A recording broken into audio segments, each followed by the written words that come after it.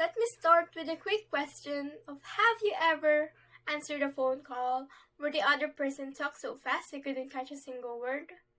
Or maybe you left a voicemail, but the other person never called back because your message wasn't clear?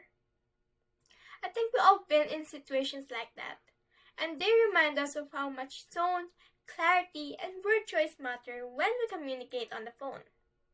So today I'll be sharing about telephone and voicemail best practices.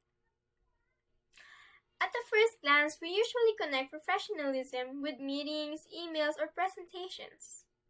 However, phone calls and voicemails are just as important. The big difference is that unlike face-to-face talks, we don't have the body language, hand gestures, or facial expressions.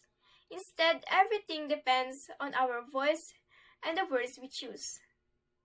Now, let's begin with telephone best practices. According to Williams and Soja 2022, when you're on the phone, you need to speak clearly and at a steady pace. For example, have you ever had to ask someone to repeat themselves over and over because they were talking too fast? Or maybe they were mumbling and you had no idea what they said? That's exactly why pacing and clarity are so important. Next, it's important to use precise language. Instead of saying, I'll send it later, you can say, I'll send it by 3 p.m. today. That way, there's no confusion which is later. Next is repeating critical details is a must. For example, if you're giving your phone number, you could say, my number is 0912-345-6789. Again, that's 0912-345-6789. By repeating, you could save the other person from mistakes or wasted time. To make this clearer, let me give you a quick scenario. Imagine your boss asks for an address over the phone, and you only say it once. If they write it down wrong, the delivery ends up in the wrong office. And that small mistake can cause a big problem, and all because the details weren't repeated. Now, aside from how we speak, we also need to think about respect and courtesy during phone calls. For an instance, taking a call in a noisy cafe or in a jeepney not only makes it hard for the other person to hear, but it also risks exposure of private information. A more professional move is to step into a quiet space whenever possible. On top of that, don't forget simple gestures like silencing your phone during meetings, classes, or meals, because those actions might seem small, but they actually show respect to people around you. Now that we've covered the telephone best practices, let's move on to the second part, which is voicemail best practices. Even today, voicemail still plays an important role in the workplace communication. As Northup 2025 explains, your voicemail greeting is basically your representative when you're not around. That means it should sound professional.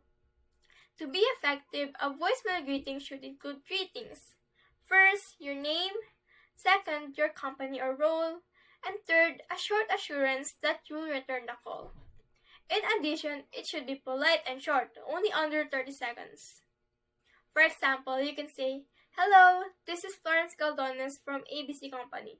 I'm sorry I missed your call, but please leave your name, number, and message. I'll get back to you as soon as I can. Thank you. Now, compare that with a casual greeting like, hey, it's me, leave a message. Which one would give you more confidence about leaving important information? Clearly, it's the first one. Now, let's take a look at how we leave a voicemail. First, start with your name and company, then keep your message brief and direct. Also, avoid sharing sensitive information. And most importantly, repeat your contact details slowly so they don't have to replay it multiple times. For instance, let's say you're applying for a job. If you leave a voicemail that's just say, hi, this is Florence, please call me back, it's vague and unhelpful. But if you say, hi, this is Florence Galdones, I'm calling you about my application for the marketing associate position. My number is 0912-345-6789. Again, that's 0912-345-6789. Thank you. Now that's clear, polite, and professional. On the other hand, when you're the one receiving voicemails, professionalism means recording a polite and approachable greeting, and of course, returning calls promptly. Remember, voicemail often feels more urgent than an email. If you delay it too much, it can harm the trust or impression of others have of you. So, to wrap it all up, whether it's a live phone call or a voicemail, the key remains the same: clarity, politeness, and professionalism.